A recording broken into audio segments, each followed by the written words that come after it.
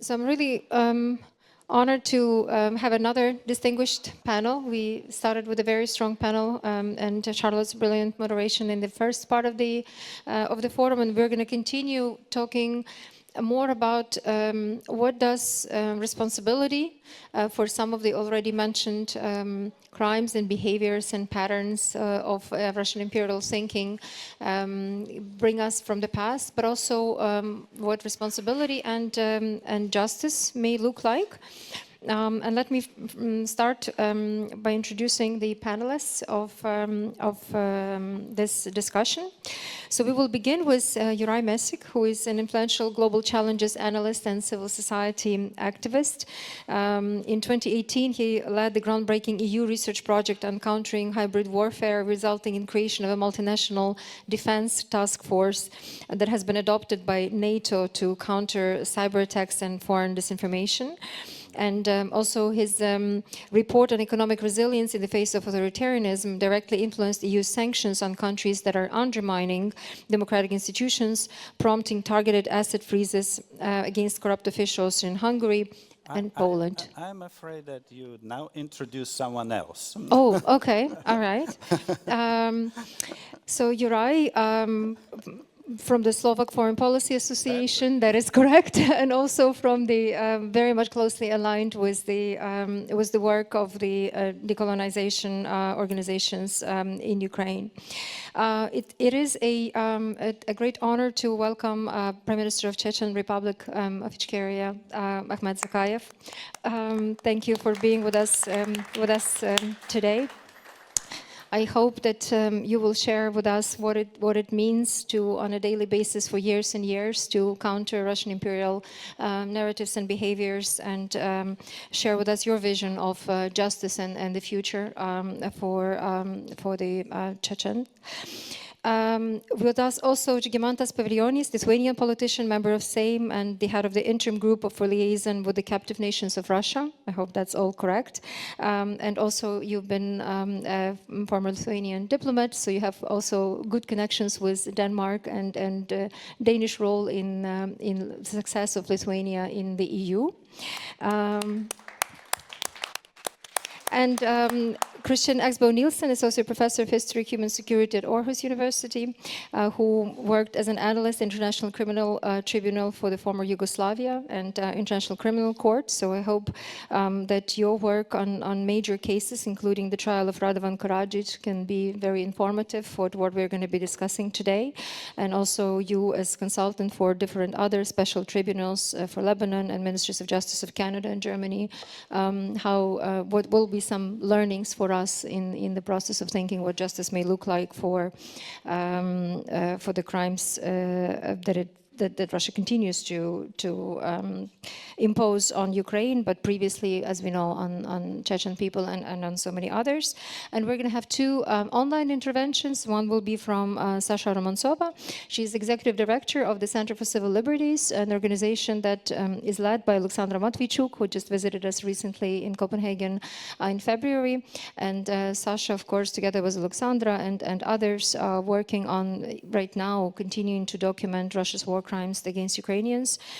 They won the Nobel Peace Prize for this, and they are rethinking and conceptualizing and working for initiatives such as a tribunal for Putin. And then we'll have a video message from Yulia Kirpa. She is the member of the board of the Register for War Damages, an organization based in The Hague that is already now, as the war continues to rage, is already constructing what the future of justice may look like and reparations in the process of the war for the war crimes. So let's start with you, Juraj, with you. You're the only one who has the presentation. So the floor is yours to talk to us about the concept of responsibility when we think of Russia's actions in Arctic, as I understand. Thank you very much. Denmark, being a member of Arctic Council, is Arctic country, as is Russia. And from the perspective of Russia's future and Russia's eventual disintegration, the greatness of Russia was mentioned in the previous panel as one thing that paralyzes Western academicians and policymakers in thinking about Russia. But it also is the source of this pathological Russian feeling of greatness. They are great because they have great territory. So it's from this perspective, it's very, I think, very important to speak about Arctic region. Now we here in Denmark have also this specific reason on this cartoon. I think that the orange guy is right when he's thinking about various islands, but there are much better islands than Greenland to think about when it comes to the future. Now, the Muscovy was not always Arctic country. They became Arctic country only after invasion to Nizhny Novgorod and basically genocide of the population of Nizhny Novgorod in 16th century. As you know, Nizhny Novgorod was the city of Hanseatic League, easternmost outpost of the Western civilization in that region, and then gradually they expanded. But there were and now some basic demography and geography of the Russian Arctics.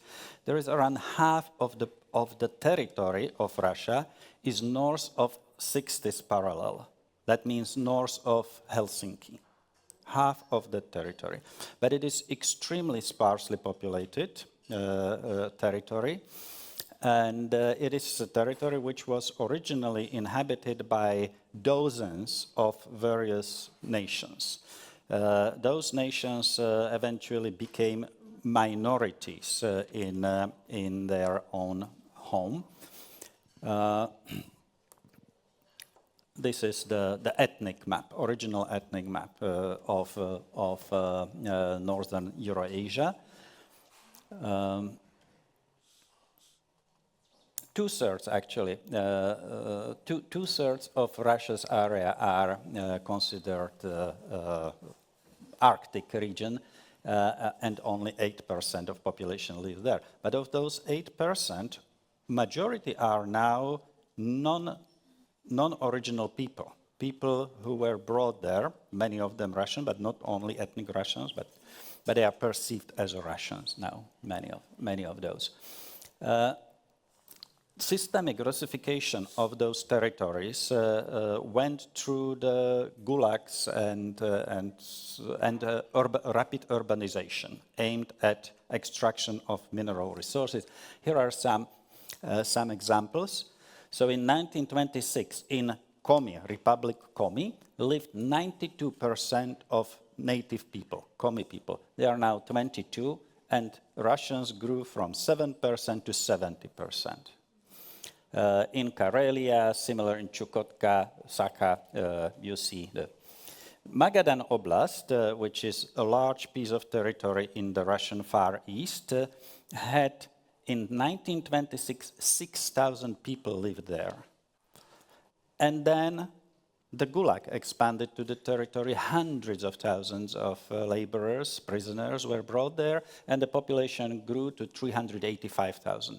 So inevitably, the local population became a tiny minority. Now, Danes may know, but do you know how big part of Greenland's population are Danes, ethnic Danes, and how big part of Greenland's population are native Greenlanders?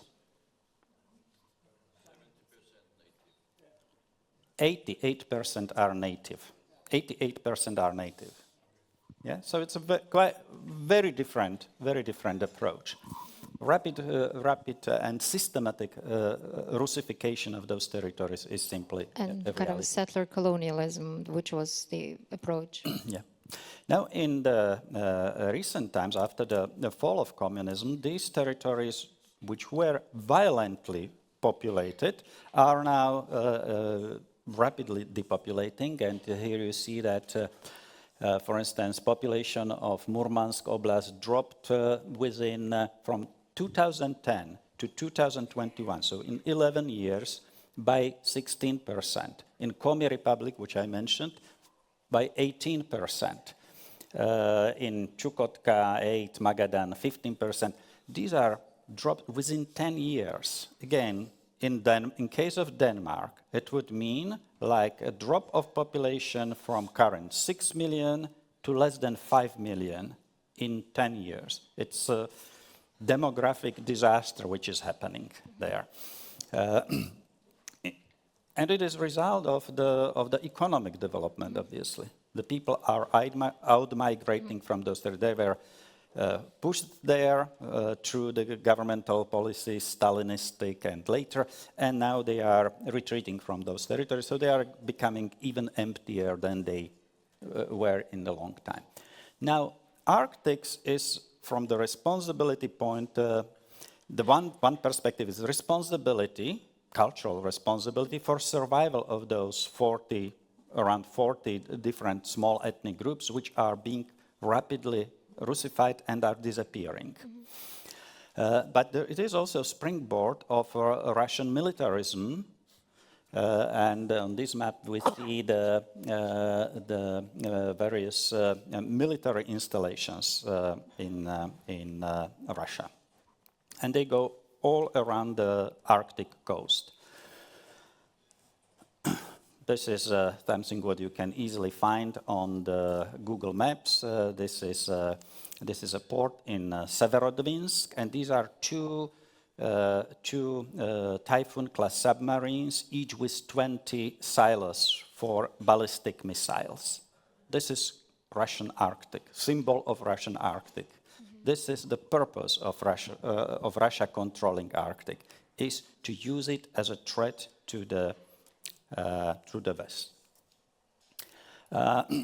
Another dimension of responsibility is what is going on there from environmental perspective.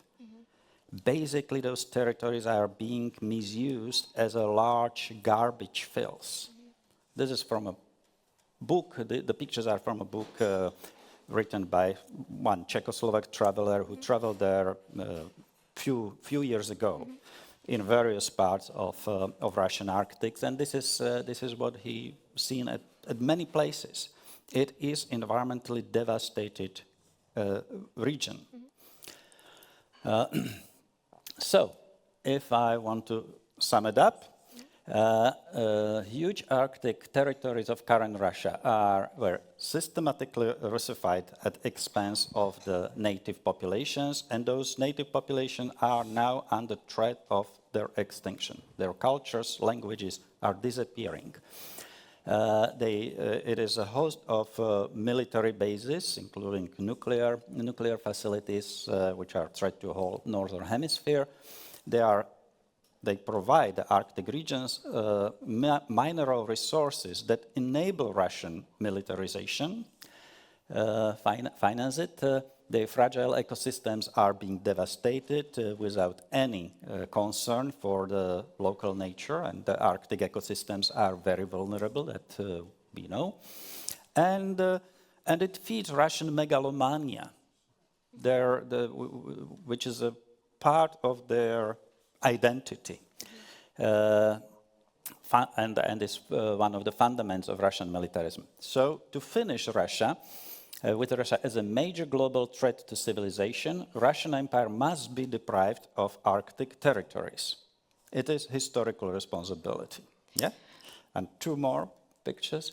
Well, how we can do it? We can learn from the history. There was decolonization of Ottoman Empire and of German Empire, which happened after the First World War, when the colonies of these empires were given to the League of Nations as a mandate territories. I think legally we could follow after the Russia's defeat and disintegration this approach.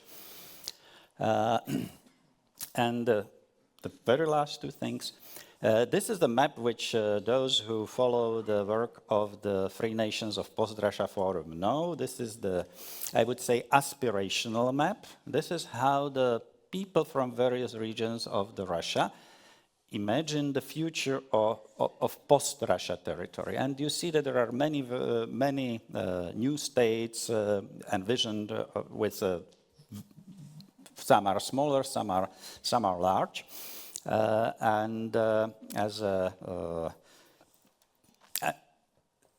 This is aspirational. How it will work, nobody knows, of course.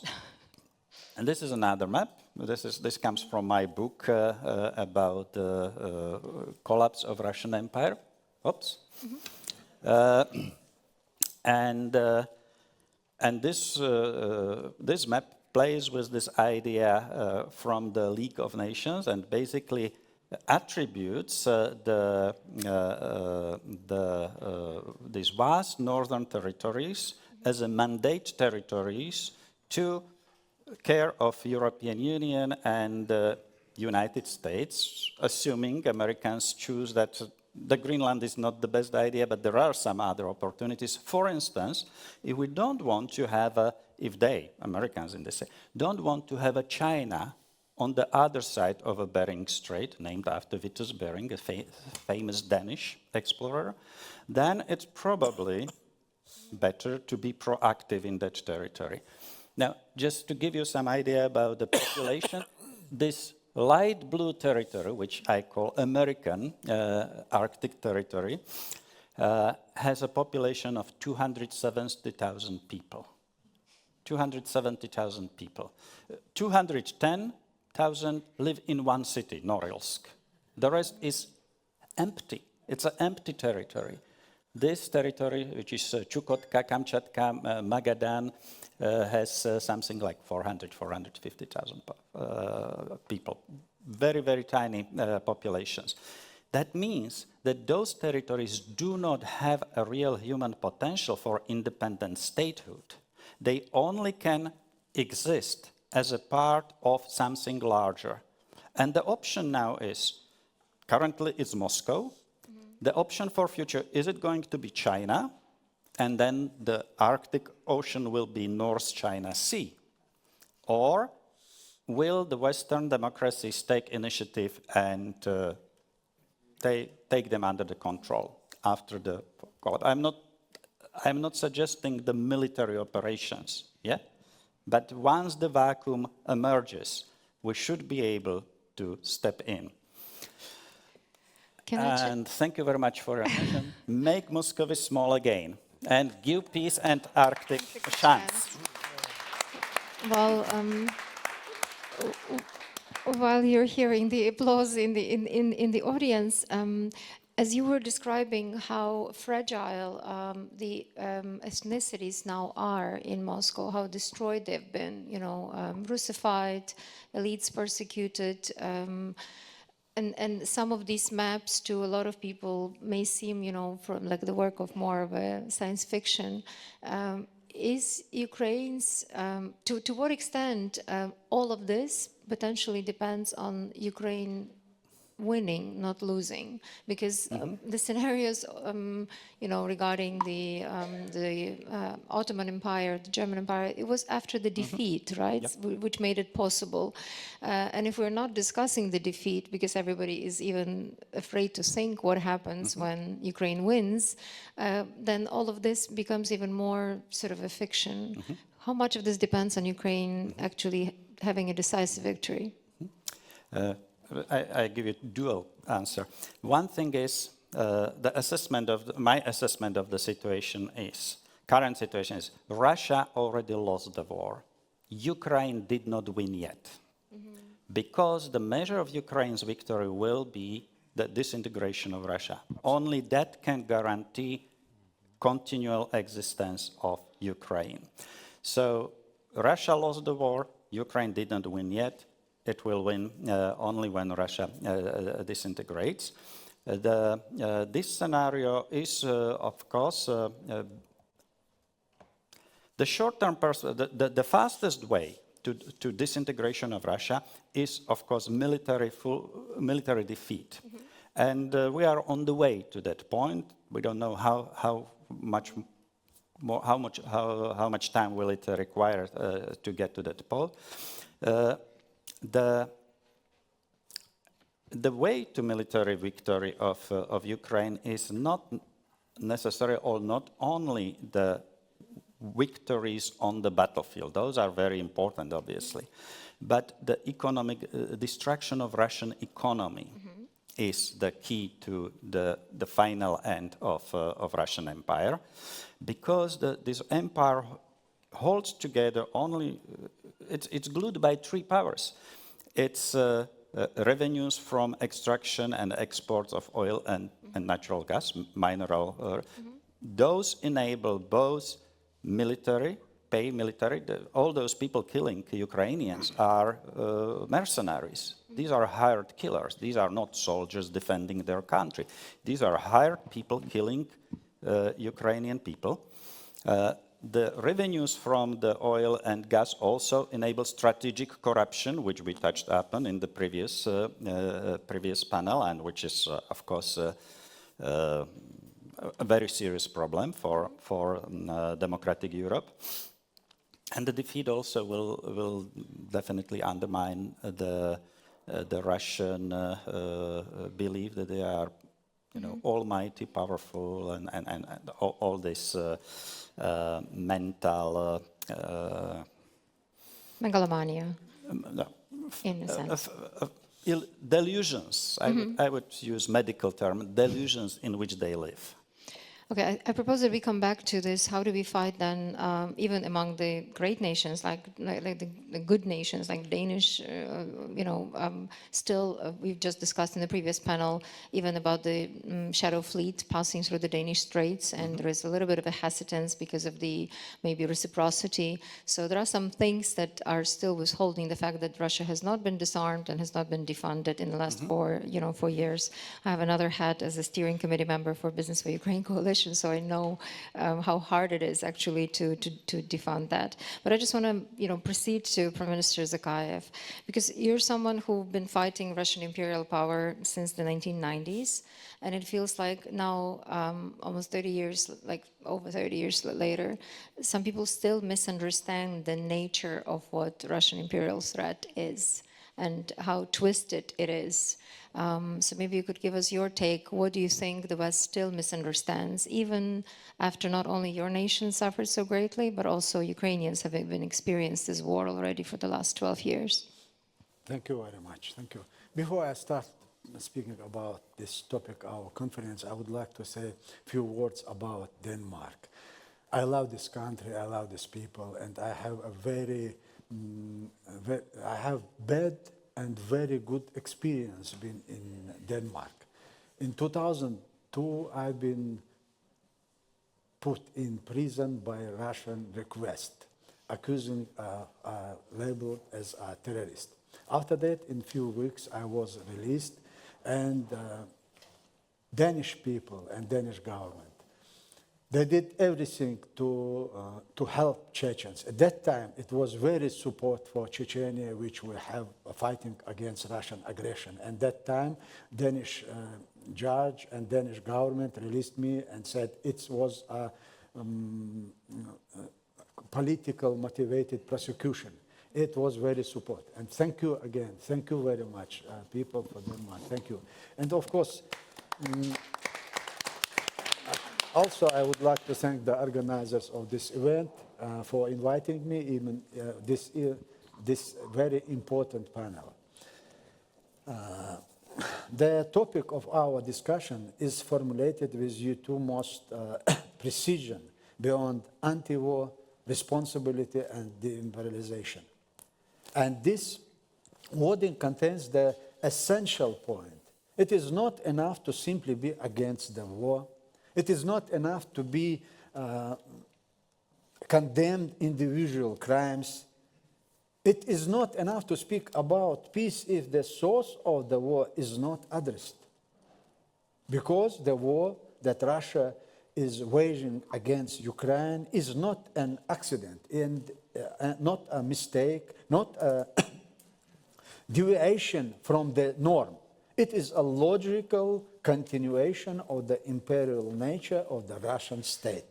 This is why today we must speak not only about ending the war, but also about political, historical, and moral responsibility, about decolonization, about de-imperialization, about the need to reconsider the very approach to Russia, not as a natural and indivisible state, but as a space built on conquest, violence, and the suppression of the other peoples. For the Chechen people, this is not theory. It is our historical experience. We know all too well what Russian imperialism is. We know how it arose under the slogans of order, law, fighting terrorism, and protesting the state.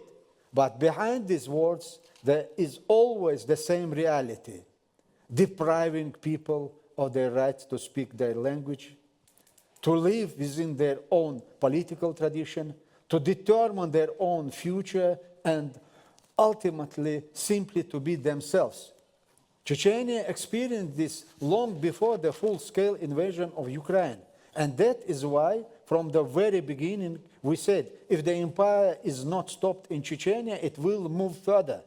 If the world agrees to treat colonial violence as an internal matter of Russian Federation, that violence will inevitably extend beyond its formal borders. And that is exactly what happened now in Ukraine. Today, Ukraine is paying not enormous price. Ukraine is paying an enormous price not only for its freedom, but also for the strategic mistake of the West, which for too long perceived Russia as an inevitably historical constant. For too long, Russia was studied as a great culture, a complex civilization, a necessary partner, a difficult but important neighbor, and far too really was it's viewed as an empire, as a state whose existence in its current form is based on the subjugation of non-Russian peoples, the erasure of their memory, the appropriation of their territories, the exploitation of their resources, and the mobilization of their sons for criminal wars. And here, I want to be especially clear: the anti-war position in itself does not yet mean a break with the empire. One can oppose a particular war and still remain captive to imperial thinking. One can say we are against Putin while continuing to believe that after Putin, Russia should remain the same centralized, indivisible, and dominate over subjected peoples. One can oppose the bombing of Kyiv and Kharkov, yet not recognize the right to Chechen, Tatarstan, Bashkortostan, the peoples of the North Caucasus, and other subjected peoples to political agency. One can call one's democratic opposition while fearing even the world decolonization. But in that case, this is not a democratic alternative to empire. It is an attempt to save the empire in a more acceptable form.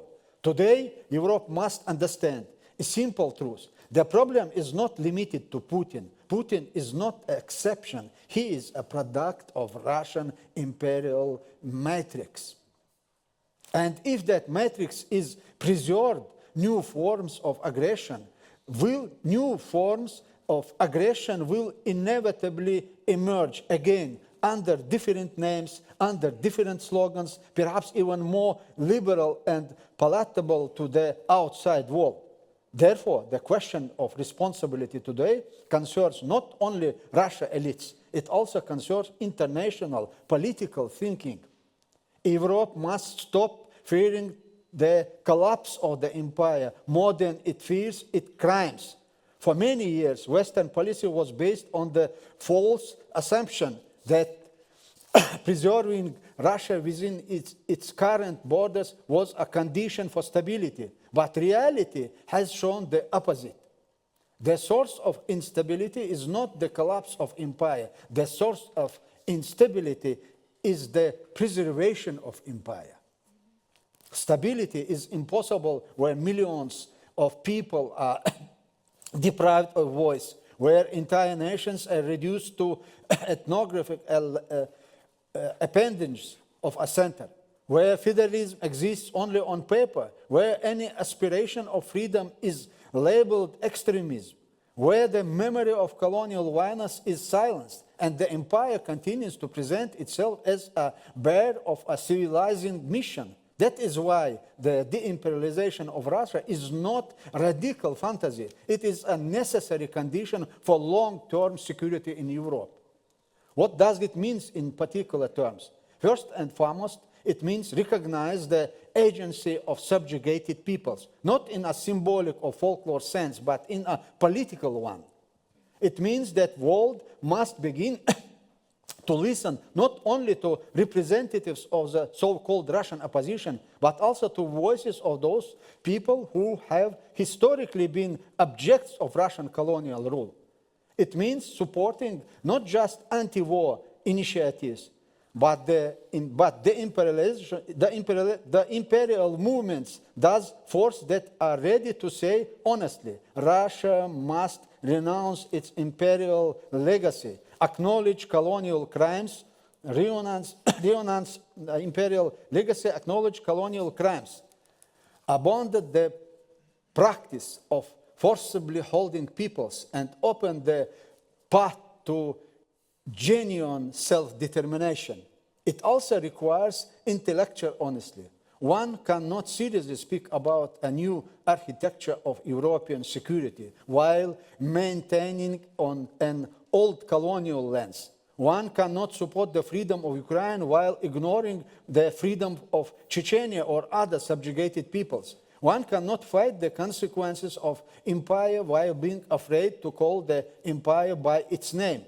For us Chechens, the question of responsibility is not abstract. We have paid for it with tens of thousands of lives, destroyed cities, and generations raised amid war, exile, and repression. But precisely for that reason, we have the right to say what perhaps not everyone is yet ready to say aloud. The world after this war cannot build on a return to the old illusion of a normal Russia. There is no way back. What is needed in new thinking? A new political ethics, a new map of responsibility which shows us Uri. And on that map, everyone must be named aggressor, accomplices, silent beneficiaries, and those who for too long preserved convenient formals over truth. But there must also be those who resisted Ukraine, the Chechen people, other objected peoples, all those who, despite the cost, continue to affirm that freedom is not an accessory to geopolitics, but a fundamental principle of international order.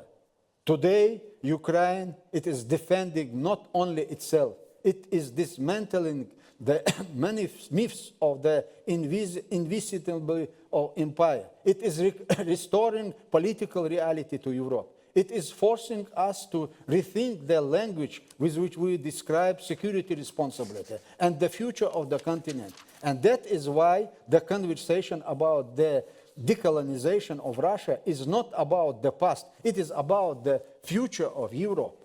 If Europe wants peace, it must stop thinking the terms of imperial convenience. If Europe wants security, it must support not the restoration of a good Russia, but the dismantling of the imperial structure. If Europe wants such justice, it must recognize the rights of subjected peoples to the subjects of history, not objects for other decisions. I am convinced that true peace is possible only when empire ends. The security is possible only when the right of peoples to freedom is recognized, and true responsibility begins with the rejection of self-determination. I am deeply convinced that the economic interests of certain countries or political interests of certain politicians should not be more important than the right of people's self-determination. Chechnya, like Ukraine, knows the price of these words. And that is why we speak today not from theory, but from experience, not from abstraction, but from memory, not from political fashion, but from historical necessity. Empire must not be reformed. It must be overcome, not cosmetically corrected by dismantled as a system. This is the condition for peace. This is the condition for justice. This is the condition for ensuring that the tragedy experienced by Chechnya, Ingushetia, Sakartvelo, Ukraine is not repeated again with other peoples and other names. Thank you very much. Thank you for. Thank you, Prime Minister. Thank you. Yeah. Thank you for your powerful speech and also appealing to history. We in Ukraine often repeat the words of Žygimantas Pavilionis. I think they give a lot of strength to the armed forces of Ukraine because he was one of those who said that when the sun rises over Ukraine, this is when Russia will choke and eventually, will be served a defeat. But personally, in whom or in what do you place most trust and believe that justice is possible? In the first panel, we touched upon the limits of international law and institutions, the sometimes intellectual laziness or just hesitation that comes from the comfort of many countries in Europe living in many years in peace and not being able to truly understand this in the same terms as we understand it, these traumas of being in Russia's subjugation or imperial power. Do you place any trust at all in the ability of people inside Russia to understand, like Charlotte was saying, understand the responsibility and rise up and actually welcome the possibility of the self-determination of the nations within the Russian Federation? In whom or in what do you place most trust for justice to take place and for responsibility truly to happen? I think in Western world and also more politicians make mistake again. They're thinking problem is Putin, just Putin. If will not Putin, everything will be good. It's not true. Putin is a product of Russian society. Until we will have empire and the same territory, the same resources which they have, Putin's will be again reborn, but different names. And therefore, we have to do one more thing. We have to make Russia small again. Moscow small, I don't know how to say, but it's Russia as empire should exist if we want to have a long stay, stability and security in Europe, not only Europe, on the world. All right, thank you.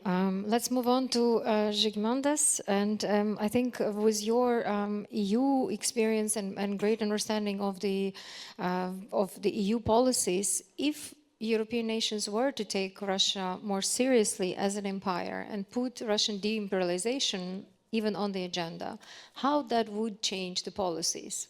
That would influence the policies dramatically, most likely. In what way? Okay, I will maybe start speaking about examples because that's the best to explain. I am the example of good Danish work. I'm a Lithuanian diplomat, the first generation of diplomats born in Vilnius University, because not like Ukraine, Soviets didn't allow us to have diplomatic service, so we created it from scratches. But Denmark... Good for you, actually. Yes, I also think so. But Denmark, from our revolt, because we were first to revolt in Soviet Union, started to coach us. It was a division of labor, Swedes with Latvians, Finns with Estonians, Danes with us. And you baby stepped us, and it was a great job. Thank you, because in 3 days, on Friday, we will celebrate 22nd anniversary of our membership in EU because of you. Here I have somewhere Lithuanian ambassador Neilas Stankevičius, with whom we then concluded talks in December, cold night of December in 2002. I still remember your Prime Minister Rasmussen asking nasty questions, but okay, we did it with you. What I wanted to say, you know, nobody believed us, nobody wanted us in, to be honest, except maybe Danes, because we were knocking to the doors not only you, but also to NATO. You know, to NATO, those nasty Lithuanians, Kaliningrad will be detached, we will have nuclear war. No, they are indefensible, forget about that. Danes believed in us. The EU found some Germans, some Americans. We had a war against the West, and we won it.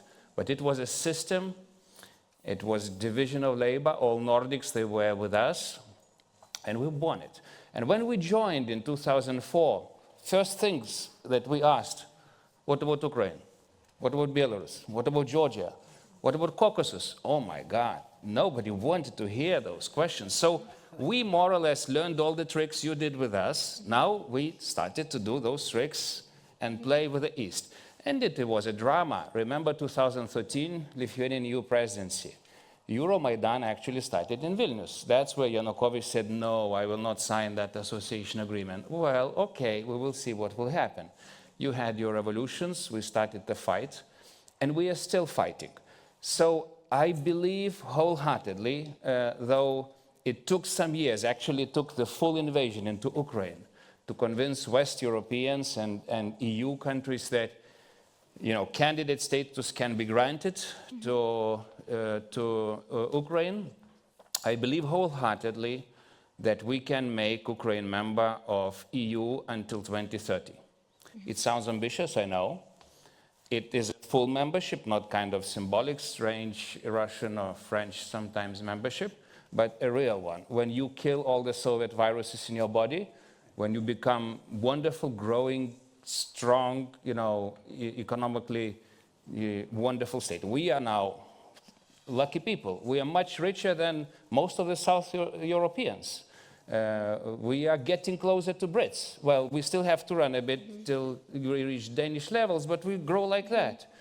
And I remember my salary in '93 was $5 a month. So you can do miracles. So, but okay, let's turn now to those Danish tricks and how can we try to do it. First of all, we have to defeat Russia in Washington, D.C. That's the biggest problem today, because Europe It's a big battle. Europe is okay. I'm former ambassador in Washington, D.C., 2010-15. You know, Russia is operating well in Moscow, in Washington. During my times, they had 3,000 spies in the embassy, 3,000 spies. 100 working just with former Soviet Union, 5 just with me, speaking fluent Lithuanian. So they have resources, they have bribes, they have money, they are brainwashing Americans. So we have to start our fight. In a way, you did it for us. You know, I have like 25 million of Americans of my descent. It means Central and Eastern Europeans. We have a coalition. 25 million people, it's not a small number, but we have to organize it. I went to Ukrainian village in Chicago in January with my little organization called United for Ukraine. It's impressive, but it's still not organized enough. We need 10 or 15 million Americans of Polish descent to help you. My little million I have in America, you have two Ukrainian millions. I need American Jews to help you, and they are kind of helping you. I need Cuban and Latin societies to help you, but you have to connect the dots. We need to fight in each state, and we can win. It's easy. It will not be this president, but it will be next American president who will invite Ukraine to NATO. I promise you, but we have to work hard. Then, when we finish the job with Ukraine, I think in 2030, it will naturally finish the job with Moldova, and I think Caucasus. We have to wait for elections on June 7th, when Armenia will finally detach from Russian chains, and we will still have to deal with Georgia, but that's okay. We can do it. Then we go to this Russian question that you raise here. And here, yes, we have a deep problem, much deeper than, because what I just spoke, it is decolonization of Soviet Union still. Now we speak decolonization of Russia. And here again, Washington comes first. In Washington, we have eternal problems of saving Russian Empire for a century or so. You remember White Russia, you remember Stalin and Roosevelt, deals over our heads.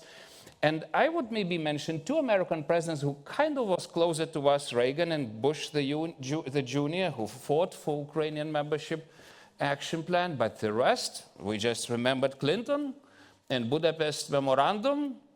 Few days he signed it with Ukrainians, Russia invaded Chechnya. Clinton was comparing Chechens to confederation. You know, you have to annihilate them, Putin. This is a problem. Until we do not solve that American problem, I don't think that we move at all, because that's the biggest military and economic power that is helping Russian Empire to survive.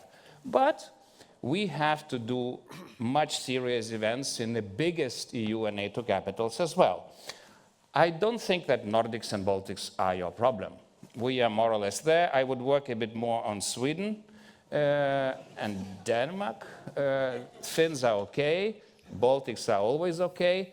I would start digging deep in Berlin. Berlin today replaces America in most of Europe. In Lithuania, they're building the biggest military base after the Second World War.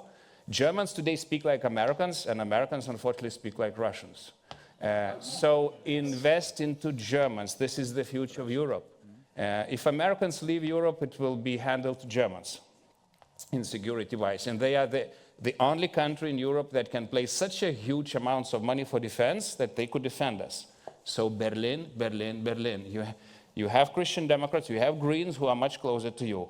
Liberals, well, they are dead, but okay, we can work on that. Then UK, it's a sleeping baby. They have hearts, you know London well, but they don't have money. They have just hearts. So let's work on the money side. Reform Party actually is speaking about that. I think they will win next elections, but also conservatives. Let's work on Brits. Let's come back to France. France might be a problem. Invest into those Macronists, invest into center-right maybe.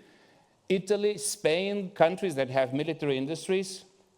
We have to find people like me, and you have people like me in each political elite.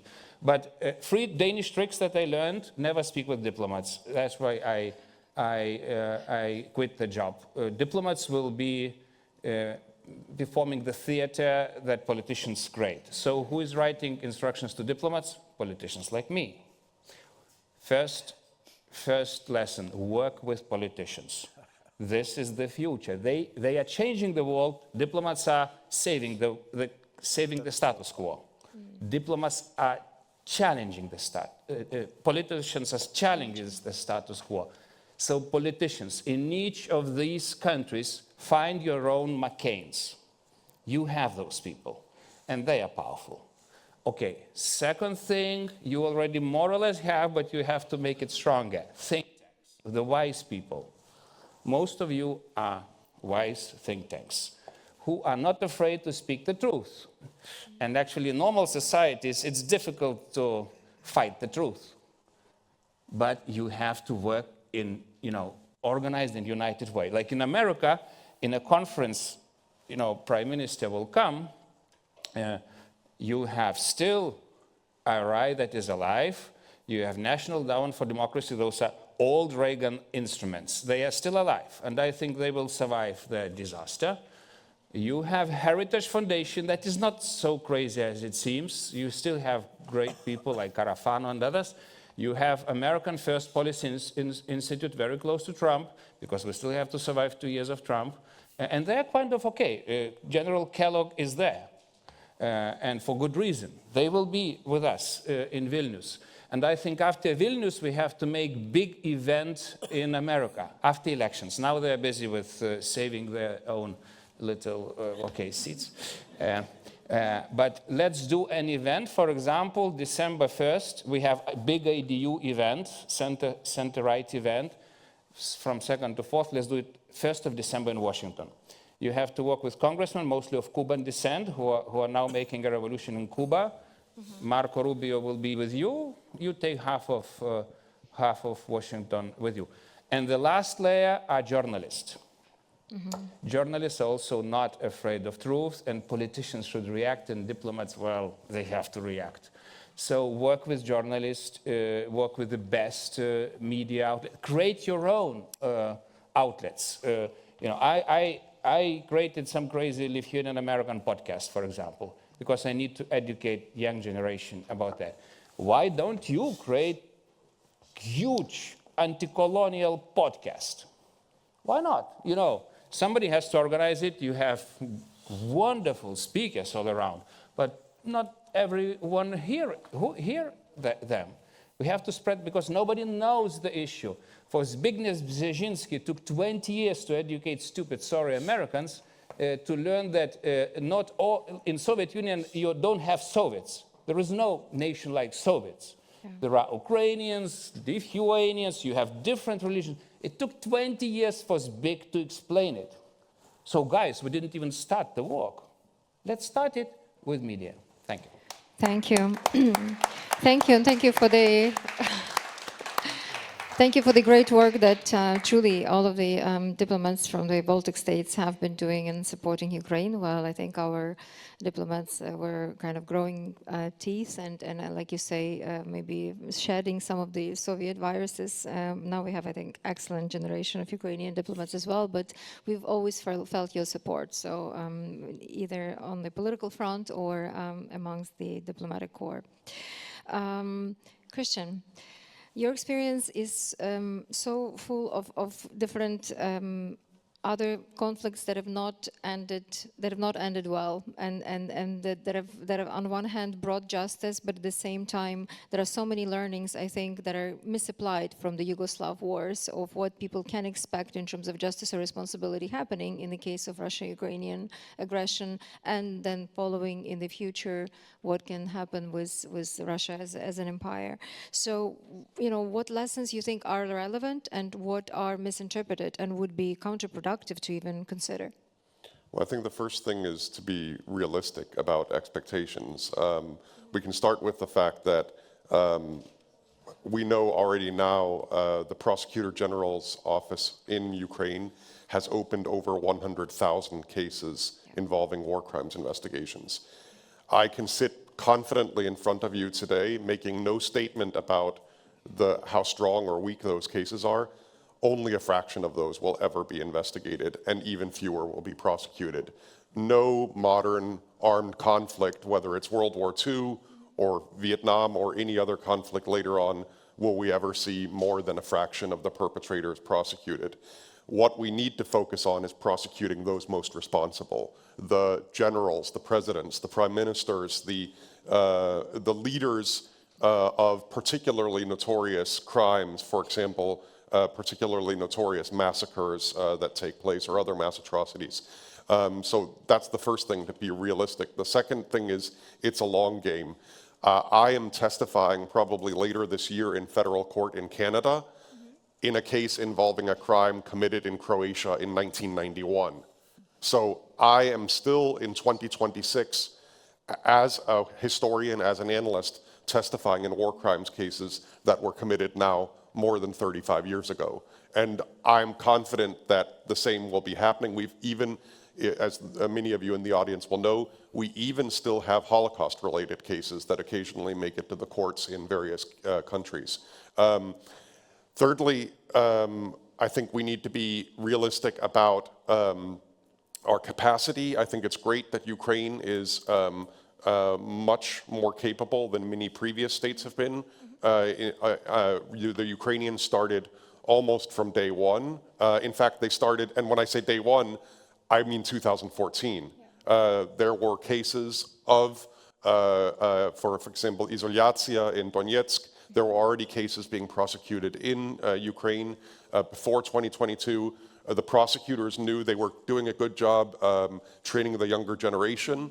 And again, learning the lessons that we've had from The Hague, but also from the Balkans, speaking to Balkan prosecutors, Balkan investigators. I think that's really important. But I also want to make very clear that I am very much an advocate of international and national criminal prosecutions and investigations within their limits. And one of their limits is that they cannot stand alone. It's something that is part of a package that involves economic reform, it involves combating corruption. Corruption and war crimes are often two sides of the same coin. Organized crime and war crime are very much two sides of the same coin. We see that, for example, in the self-proclaimed Donetsk People's Republic. We see that in Crimea, that Putin is appointing people like Aksyonov in Crimea, who were notorious organized crime figures. This is very important. We see it in Chechnya and elsewhere. And it's also about playing a very long game. Now, first of all, someone mentioned the quote-unquote negotiations that are ongoing. Yeah. I think it's very important to note, Klaus this morning noted some of the things that the Russians also want as conditions of ending the war. Well, one of them is no war crimes investigations. And I think that has to be unacceptable. That cannot be part of any peace. The war, in my opinion, unfortunately, is likely to go on for quite some time to come. A total defeat of Russia is unlikely. Some kind of negotiated settlement is more likely. And then we have to ask, what does that mean for war crimes prosecutions? I'm not optimistic that any future post-Putin Russian leader will allow war crimes investigations on Russian territory, will make Russian witnesses and suspects available to Ukrainian or other authorities. So we have to think about that as well. But also, Charlotte, you mentioned the German example. There we have total defeat in World War II and even their limitations. Because as much as we like to think about Vergangenheitsbewältigung, this famous German word of coming to terms with the past, as a historian, I can tell you that we now know that the Germans, West Germans, really only started coming to terms with the past in the 1980s, not in the 50s or 60s or 70s. So if you put that on a post-Ukrainian war timeline, what does that mean for Russia? There's all kinds of other things we need to think about. We have this award-winning documentary, Mr. Nobody Against Putin. I think no one's mentioned that documentary today, but that tells us a lot about contemporary Russian society. The extreme militarization of Russian children who are being put into all kinds of camps, indoctrination scenarios, the whole manipulation of the history of the Great Patriotic War or the Second World War, where anti-fascism becomes equated with something that is anything that is against Russia. In other words, anything that is against Putin is defined as being anti-Russian or fascist, and we see how that's been manipulated within the context of Russian society. That kind of thing will take generations to get rid of. And war crimes, prosecutions, and investigations are very much a part of that. But we can see, just to finish on that question, in the Balkans, we can see that we have Croatia, which is an EU member today, and official Croatia is quite unrepentant with respect to the crimes that Croatia committed against Bosnia-Herzegovina, against the Bosnian Muslims. Serbia is in full-scale denial about Srebrenica, what happened there, and other crimes. And yes, that has delayed Serbia's EU process, but there are many people in Denmark and elsewhere who say, oh, come on, it's the 90s, let's move on, right? There's other things we should focus on. But to me, one of the panelists earlier said, Putin is not what has caused Russia. Putin is a product of Russia, just like Trump is a product of a certain part of what America is. Well, Vučić and Milošević were, to a great extent, products of what Serbia has been. And as a very last thing, there's also some interesting lines there, because Veljko Kadijević, the head of the Yugoslav General Staff, who tried to implement a Putin-type scenario of Yugoslavia in 1991, fled to Russia. He died in Moscow in exile there.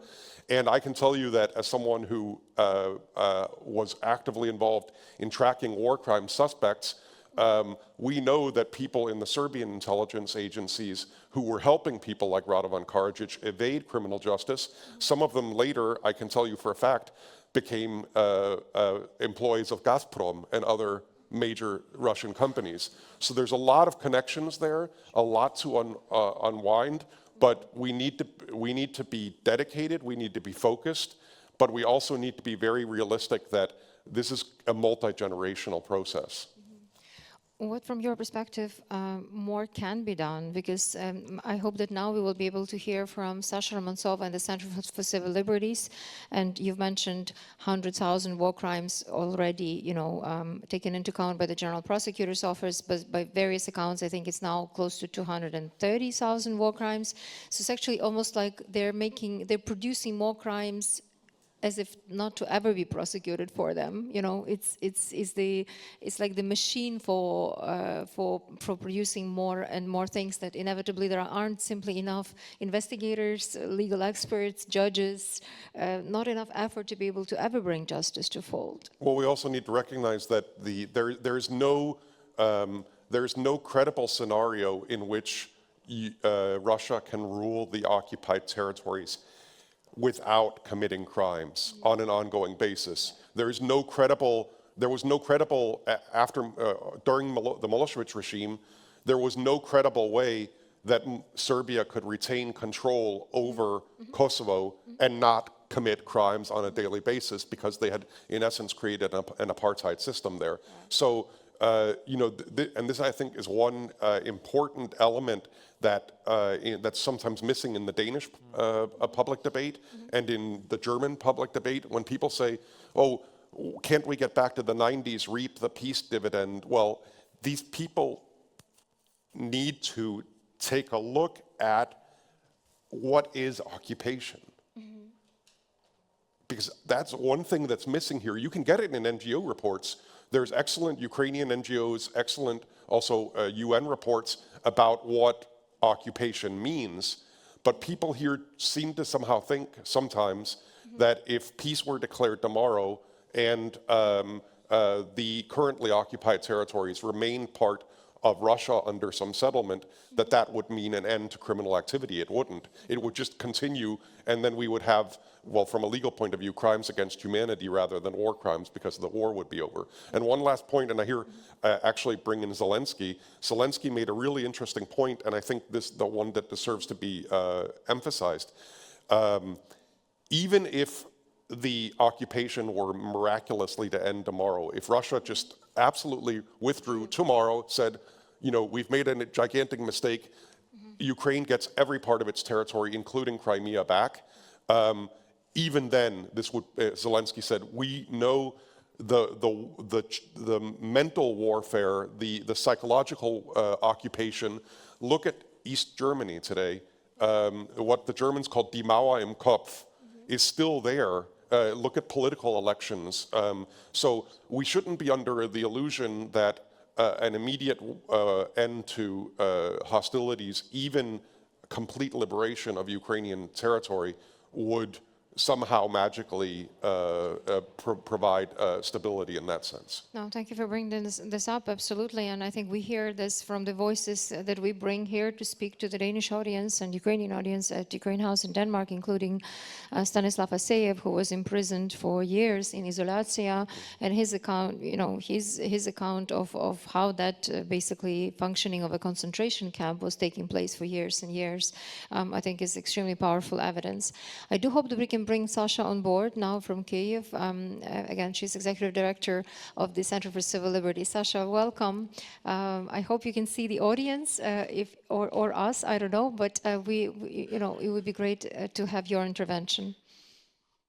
Yeah, dear audience, maybe it can be a little bit worse, but now we have a siren, so I'm in the bomb shelter and need to be staying there. So you will have my voice from the same situation, like it's a university and students need to stay here for just to have a normal education in Ukraine, because mostly every day we have such such a problem with our life, like neighbors who don't want to give us opportunity to have a democracy, rule of law, and ability to be independent. So yeah, I have a big privilege to listen to previous speakers. Thank you a lot. And want to just join my thoughts around the justice and speak about 3 levels of justice which exactly need for Ukraine, and not only Ukraine, for whole this civilized democracy ideology, people who believe still that human dignity, rule of law, freedom, equality, that's values which exactly we need for live with a peace and productive mentally health society. Because when we speak about colonization or decolonization process, that's first of all about that people need to have a responsibility, voice, and ability make a decision, solve the problems, and cooperate, have a different kind of profession, live together.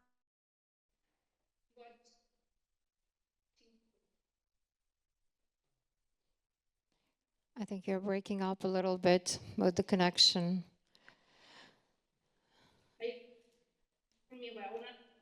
Yes, we can hear you now. Yes, please. Yes, please continue. Yeah. So when we speak about decolonization, it's a big process of reflexy. And when we speak about historical justice, that's what we first time in our history independent Ukrainian state want to have. Because first of all, sure, we work in documented war crimes, going to the Bucha, Izum, and other place, wounded and really damaged by international crimes which happened during whole the period of Russia aggression from 2014, and we documented war crimes all this time. We see, first of all, personal stories, personal case, absolutely injured and sometimes destroyed lives of concrete people, and that strategy.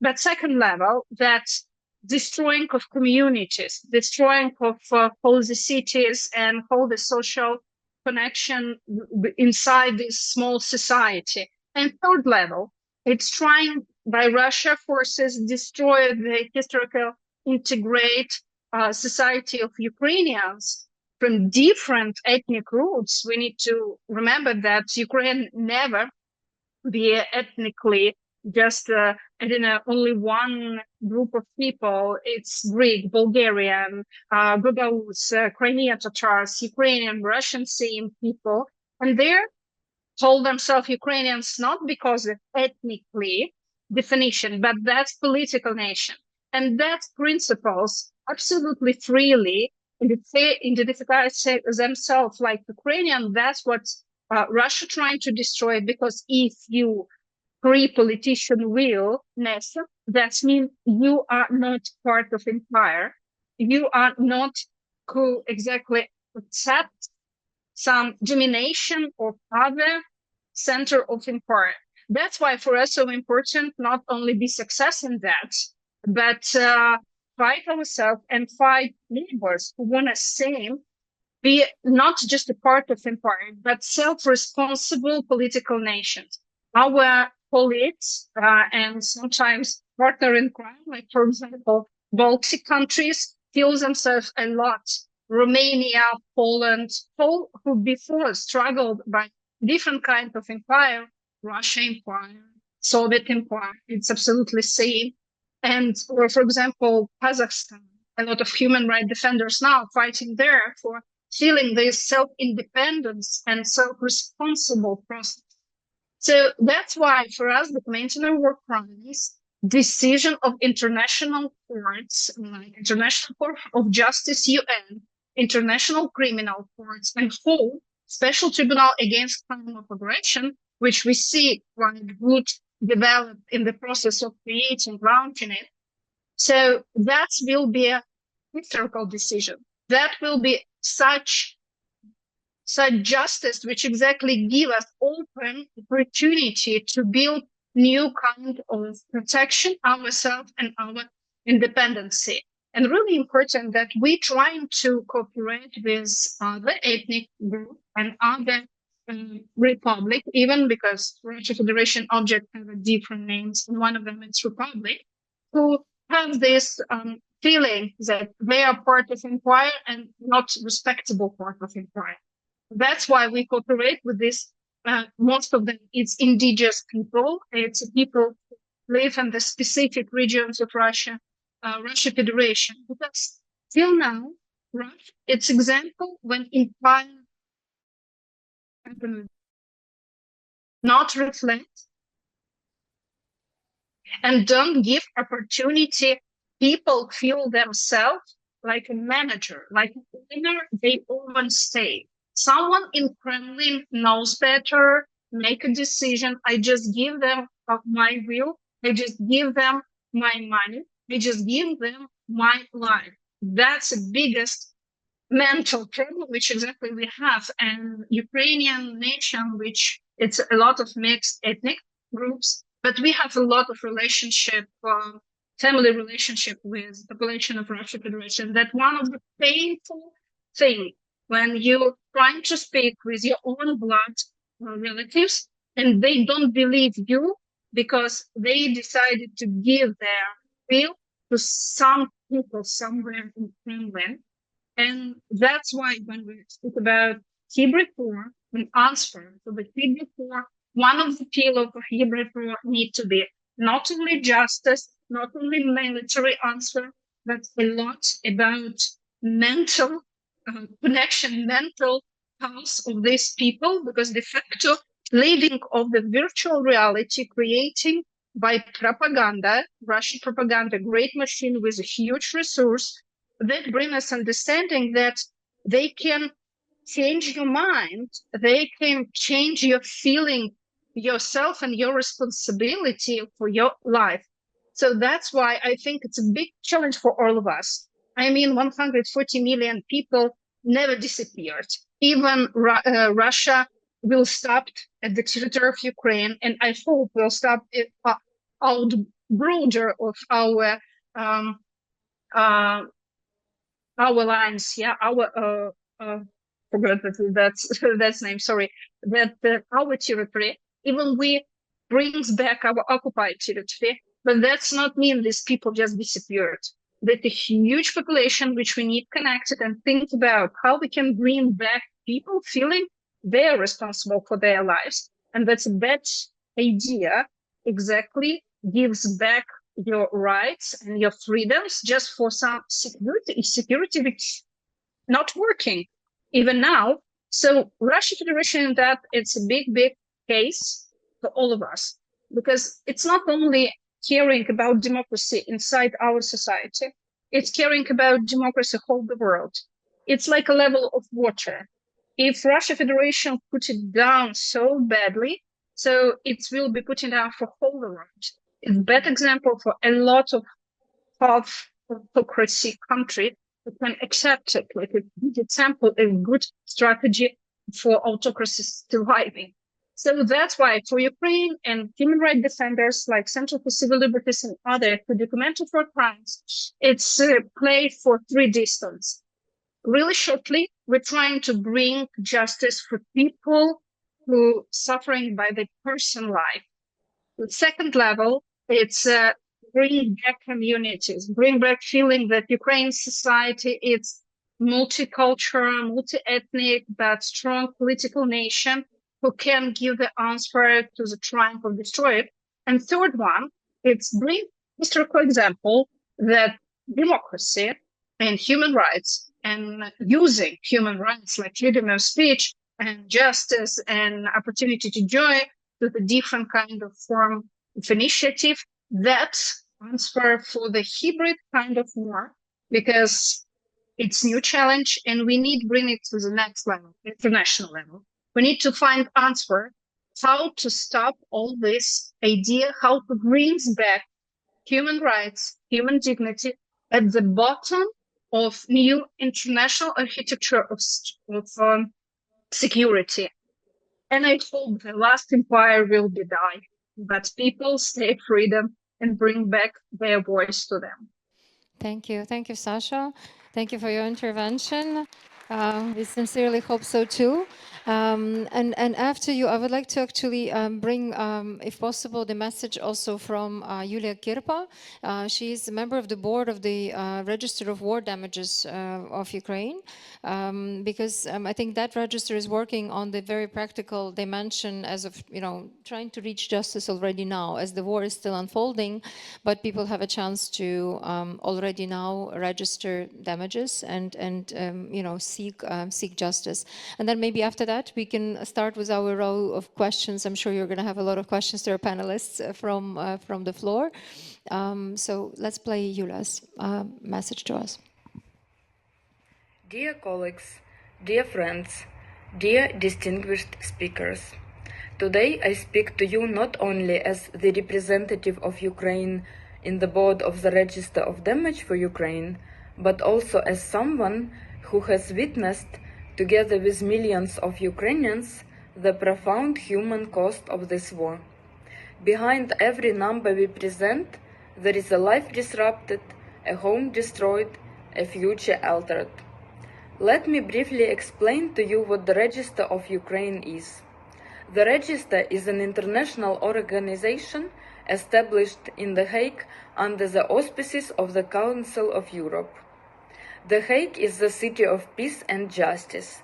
It serves as a central, internationally recognized platform to record claims for damage, loss and injury caused by the aggression of the Russian Federation against Ukraine. It brings together states in a collective effort to document the full scale of harm and to ensure that these claims are preserved as a part of the future compensation process. The Register is not a court. It does not decide on compensation. Its role is foundational: to collect, verify, and securely store claims and evidence, creating a legally robust record that will support the next stages of the international compensation mechanism. In doing so, it plays a critical role in ensuring that the Russian Federation is held accountable under the international law, and that justice is not only pursued but made possible through a structured and credible process. The Register of Damage is the first operational component of the global compensation mechanism, but it is also something more. It is a commitment that what has been lost will be acknowledged, that what has been destroyed will not be forgotten, and that justice, even if delayed, will remain inevitable.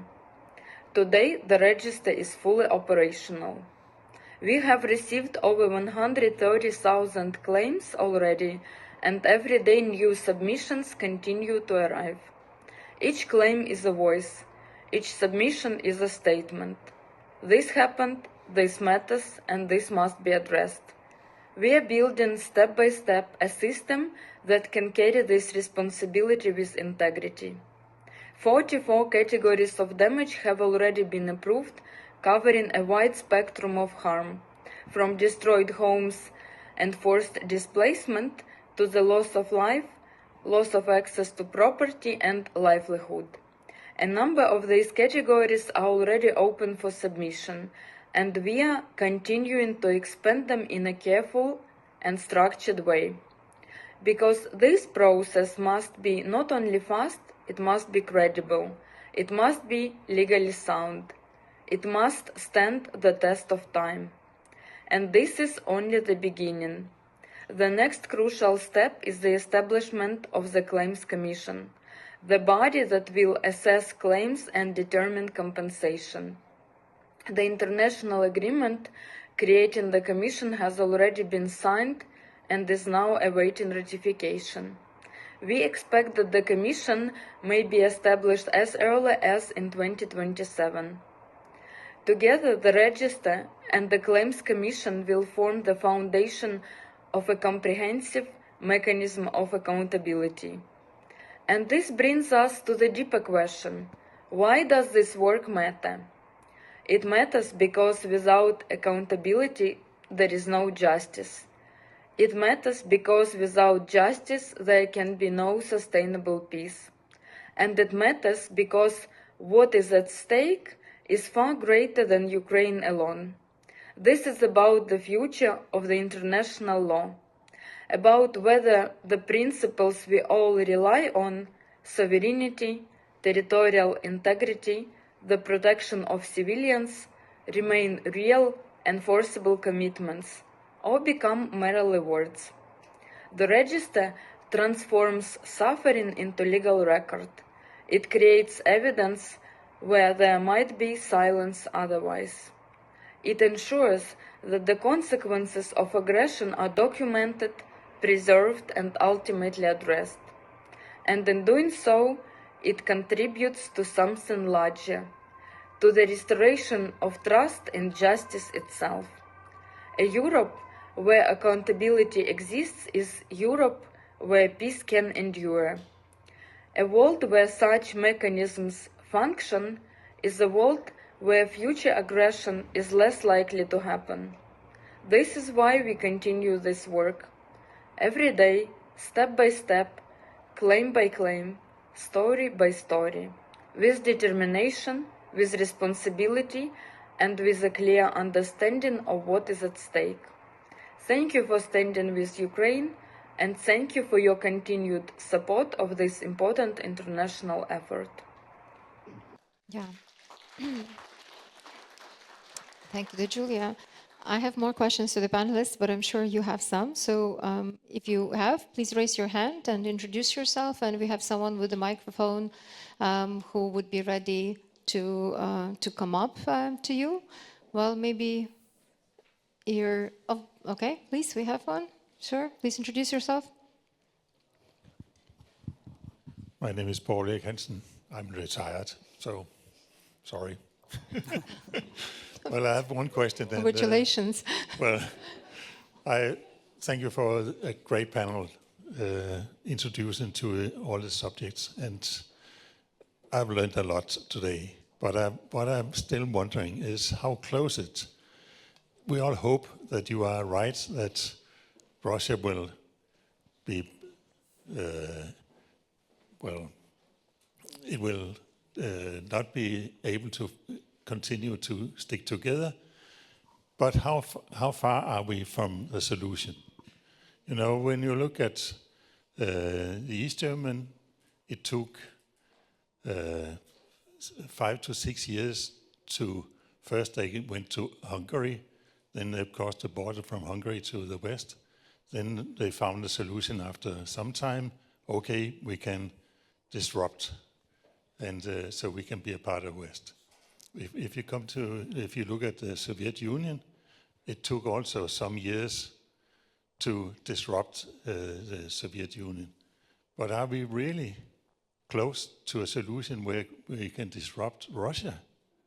Mm-hmm. Or is it a wishful thinking, and will it take generations to have a new solution and not to have an enemy at the East? Mm-hmm. Is it clear?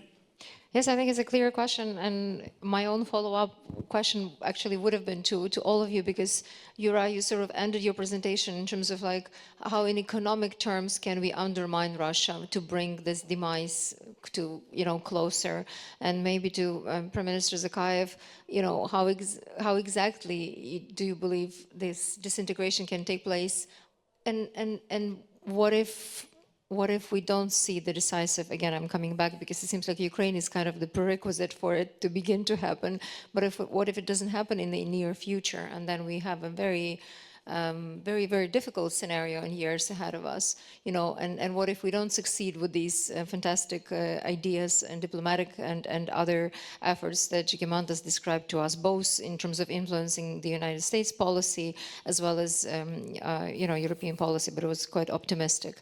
And I think with Christian, we were more on the kind of a realistic side, understanding how long it may take, but still, what are some of the critical components in the area of justice or building these institutions, whether it's mechanisms like this register or the work that Sasha's center is doing, or the institutions that you are part of that can, you know, move the needle in more foreseeable future, so that you can still maybe like we can all still get to the point where we will see that demise. Mm-hmm. You right?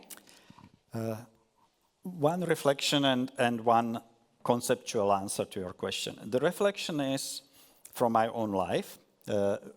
I remember very well that would you say on the street of Prague or any city in Czechoslovakia in the summer of 1989 that by the end of this year the communism will be over and we will be free on the way to democracy, you would be considered mentally insane.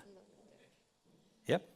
The point is these changes happen regardless your expectation or not expectation, and they can happen extremely fast. This is what the history teaches us. The similar stories are from Soviet Union, yeah? The disintegration of Soviet Union.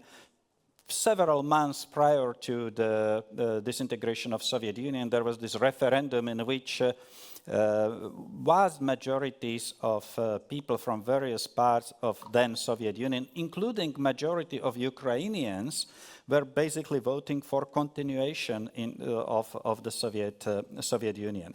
And then the conceptual answer. For very many people, it is difficult to comprehend the possibility that something like Russia will disintegrate. But we can approach it from the perspective of the risk management. Mm-hmm. You have, the very simple scheme is you have things that are on one axis you have likelihood from the very unlikely that something happens to almost certain that something happens.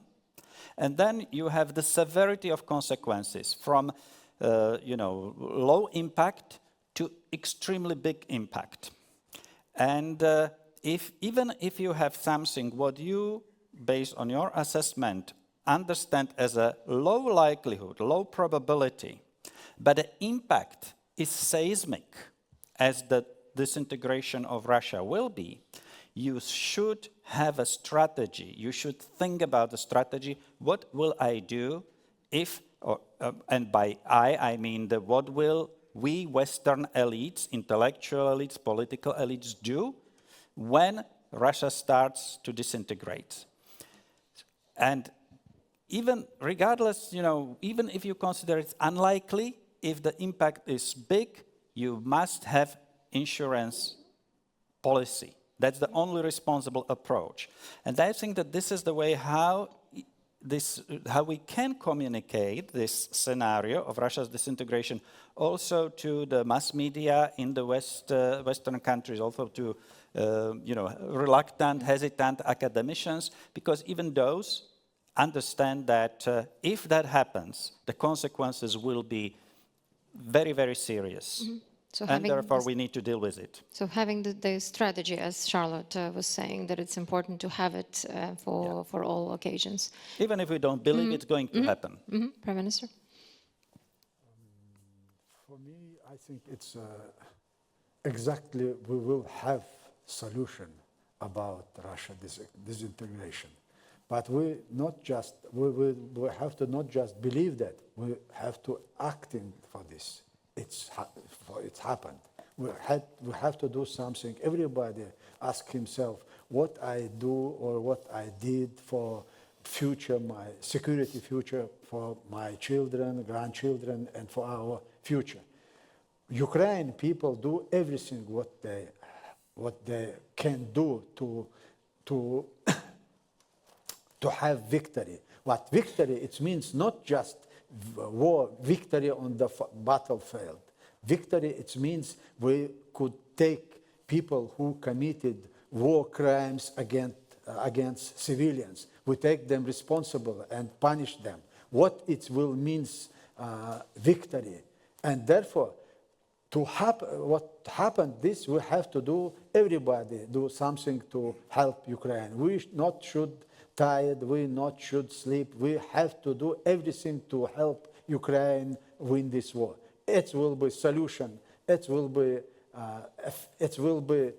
our fighting was not just for winning.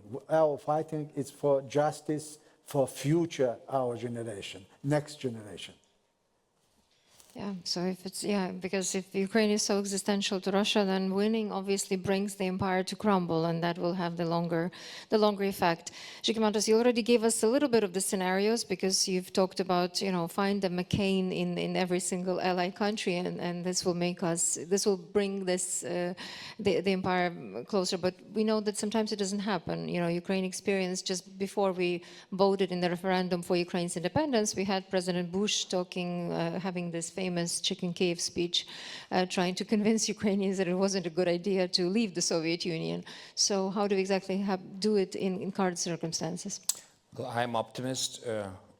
My school was the closest to TV tower in January, so I saw my friends killed by Soviet tanks in January.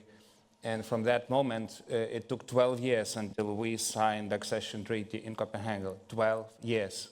Who believed that? Nobody in the West. Maybe a few Danes, few Americans, one German, one Swede. Carl Bildt, yes, Carl Bildt. So I think, answering to a question, it's not about Russia at all. What we know from our deep medieval history, it was always us defining the borders of Russians, not Russians. So 3 factors here. First fact is China.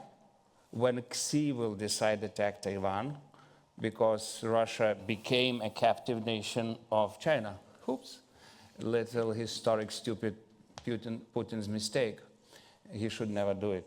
That's serious. That's the biggest existential threat to Russia. So when China moves to Taiwan, and I was just in Taiwan with the same Ukrainian group, they said that it might be done till the end of Trump administration, because Trump administration is the best to do it.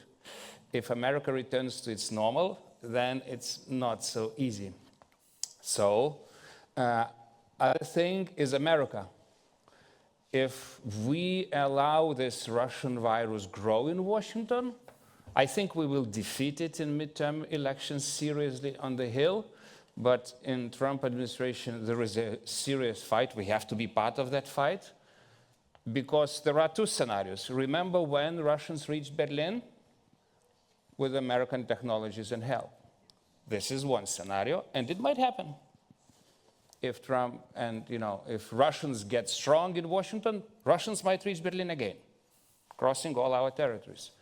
But if we take Washington to our side and convince them to, get rid of this stupid neutrality between aggression and victim, that is absolutely un-American.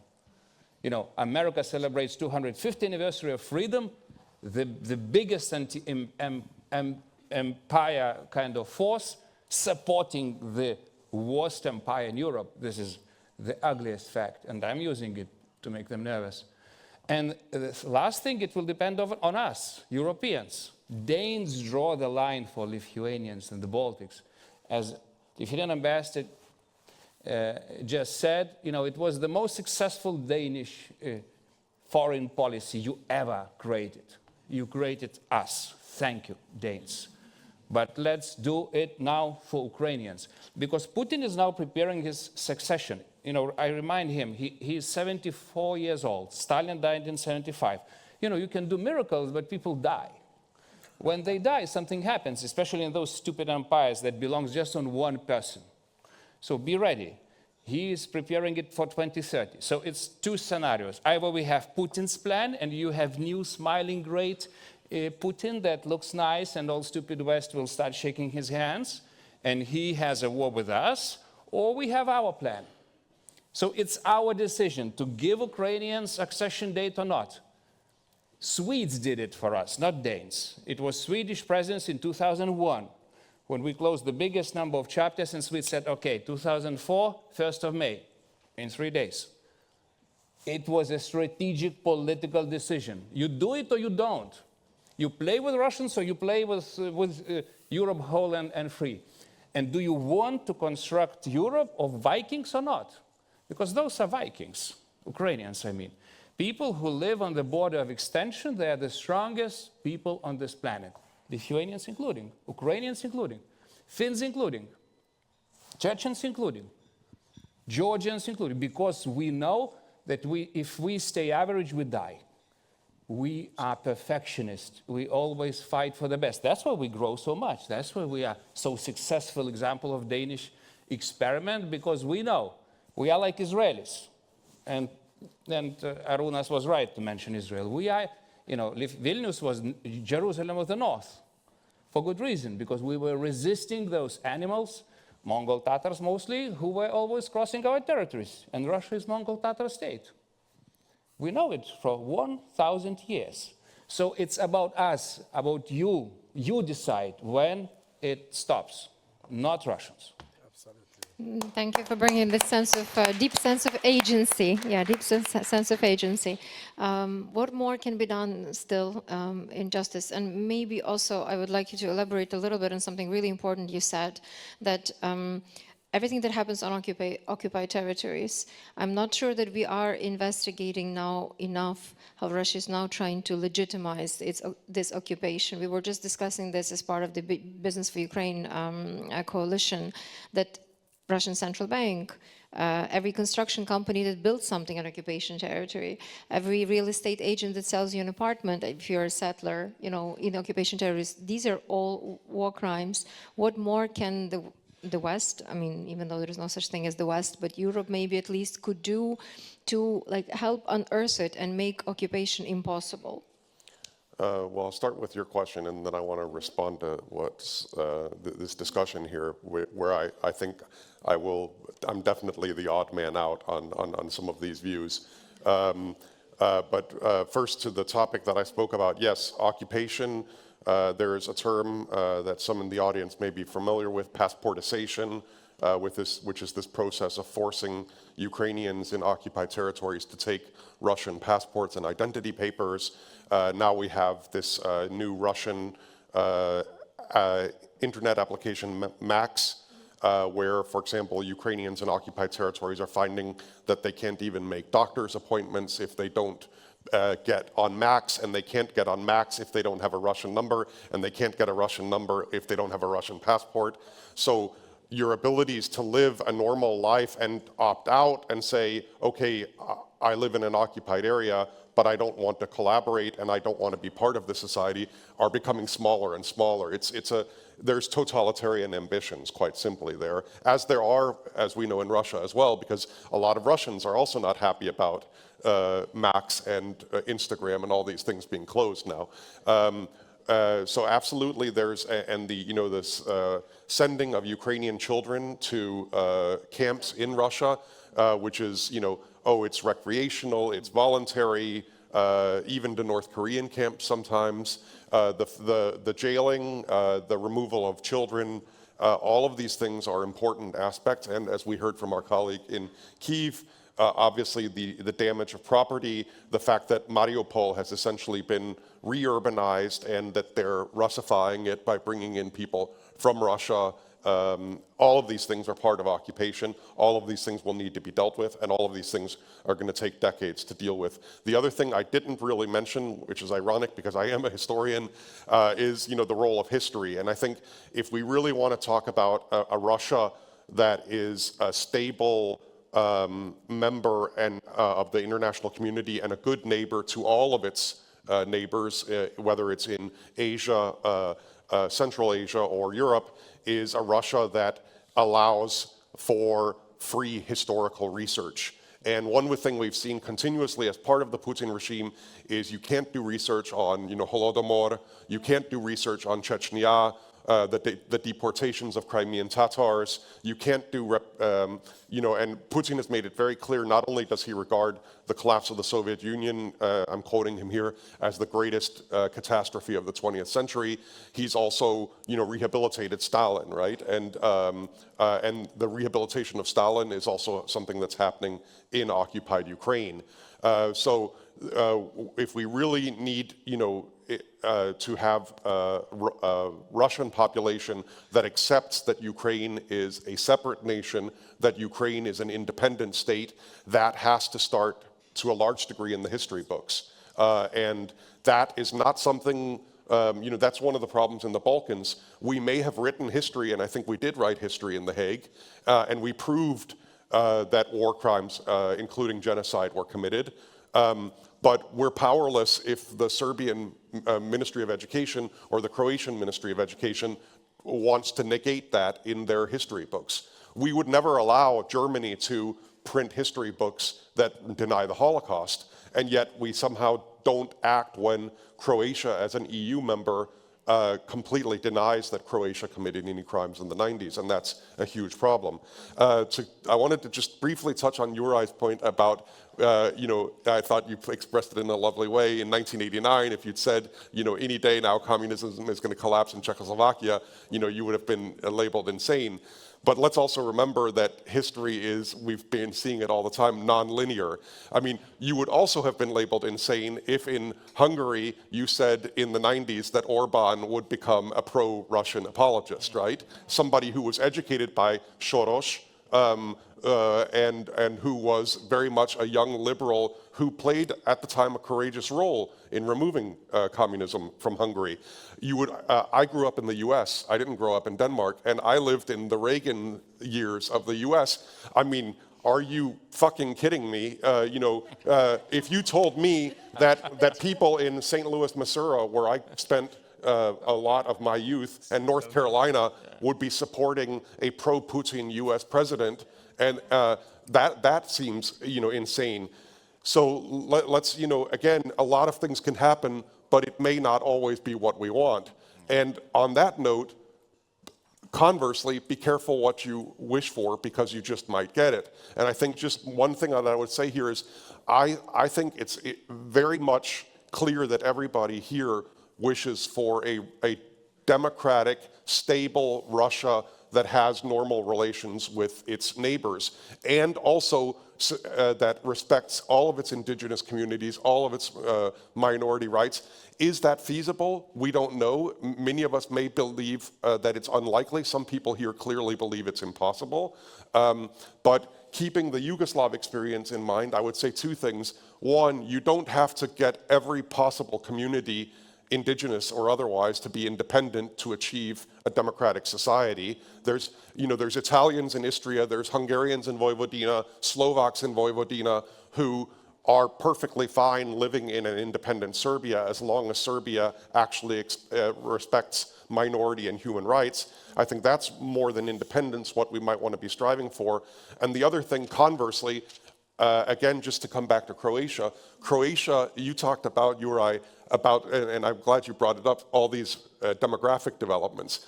Croatia has been shrinking since the end of what they call the Homeland War. So here you have the paradox. Croats wanted pretty much an ethnically homogenous, independent Croatia that was in NATO and EU. They got that. Guess what, people? It's still shrinking.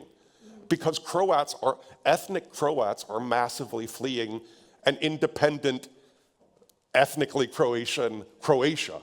Why? Because their politicians keep talking about the goddamn war and blaming everything on the Serbs and blaming everything on Yugoslavia. And yes, there's a lot you can blame the past for, but if you grow up and you're a young man or woman in Croatia in the 2020s, don't you think you get a bit tired when you hear your politicians say that everything is the Serbs' fault and the war ended in 1995? So agency was a great word that Mr. Zakayev used. Agency, and I love that, what I see in Ukraine, that when we had the thing last year with corruption and the controversial moves that were made there, that's what I want to see. I see Ukrainians not only standing up for a Ukrainian state, they're standing up for a democratic, anti-corrupt Ukrainian state. Absolutely.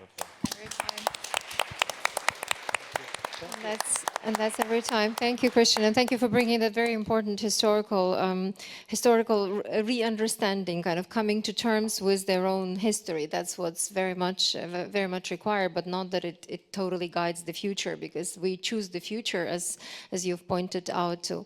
Oleksandra, I don't know, you're still with us. Would you like to contribute? And then we lost Oleksandra. Yep. Oh no, you're back. Good. Yeah. Maybe just a few final comments and we'll be closing. Do we have any final question from the audience? No? There is one question. So, there are two questions. Let's hear the questions and then maybe you can incorporate them in your answer, and then whoever still wants to maybe address them, please. Hi. Please introduce yourself. My name's Carla. I'm a student of philosophy, politics and economics. And I was wondering about, one of you mentioned Reform UK. Excuse me. I was wondering what you would think the development of right-wing extremism in Europe, how that would affect the Ukraine conflict. Because in my eyes, Reform UK, they drove Brexit, for example, anti-EU, anti-cooperation. How would that affect things, do you think?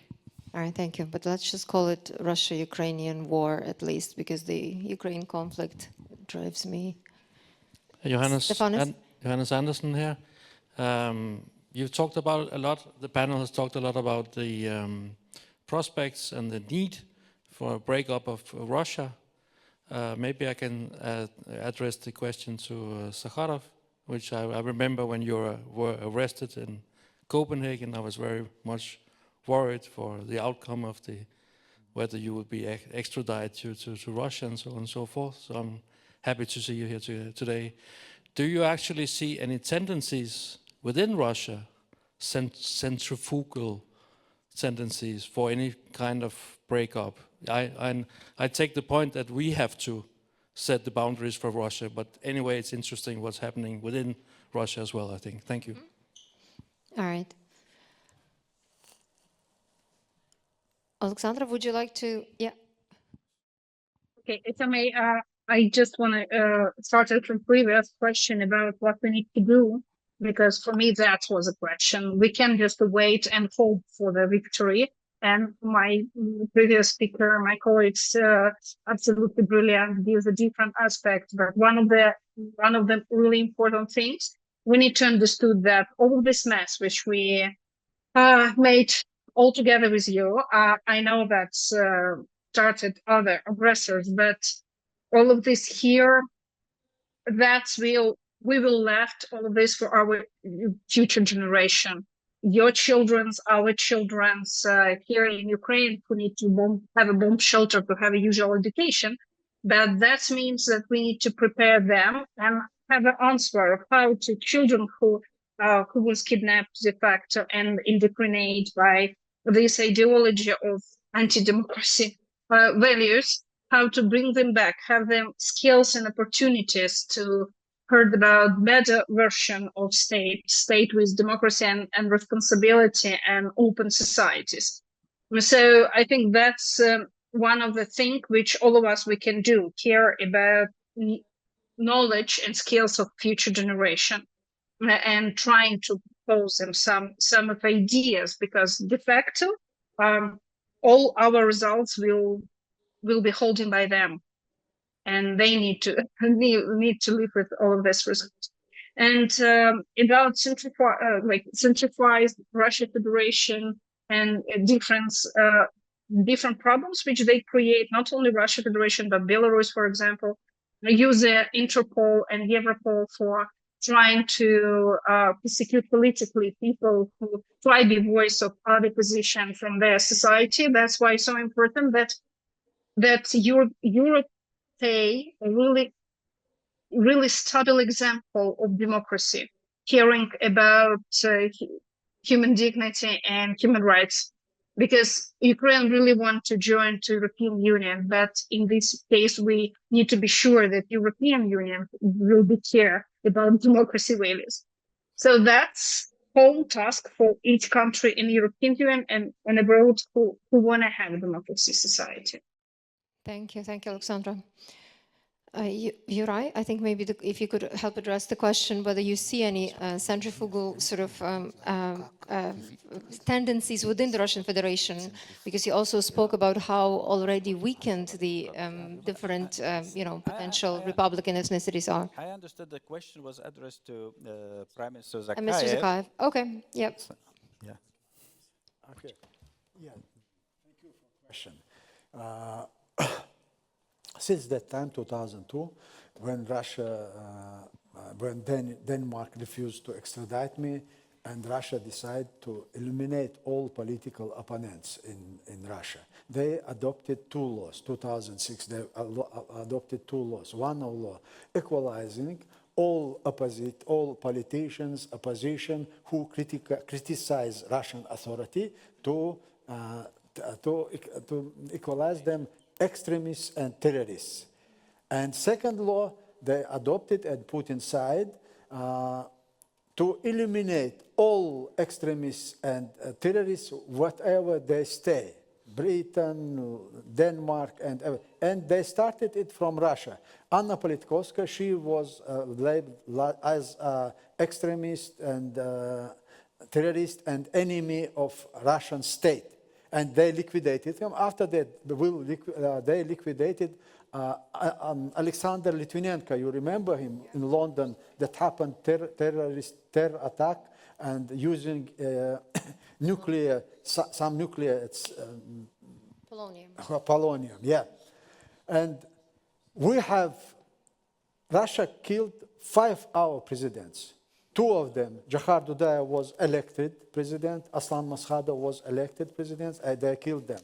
And international community, they have nothing against Russia and do not condemn them. And for this time, Russia have all rights for, according their laws, they could eliminate, kill everybody, anybody who against Russians and Russian state or Russians authority. And therefore, until Russia will exist as an empire, everybody, everyone who don't agree with this policy, it is victims of Putin's or Russians' action. And nothing changed. It will nothing change until Russia will exist as empire. Juraj, please. If I just can add to this. Also, our organization, Free Nations of Post-Russia, is declared terroristic organization. Yeah. That's what they do. One of our board members was quite recently attacked.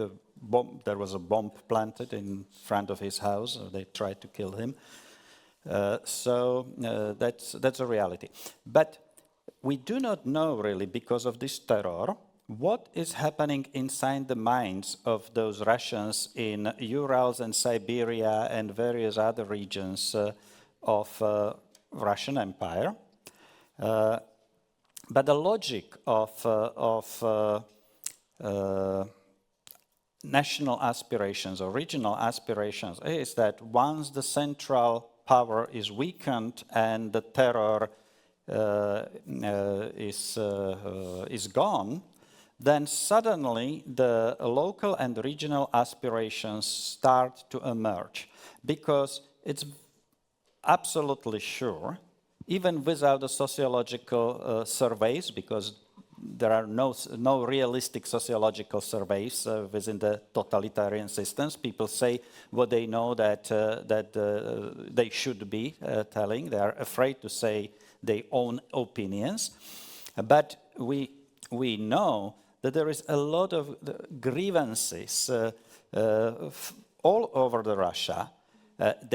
People in the regions, they understand that all their wealth is being siphoned to Moscow, and there is nothing or very little returning to them. There is a lot of dissatisfaction with this, but they are not free to articulate it and to act. But once the terror ceased, we will see the wave of local, regional, and national emancipation.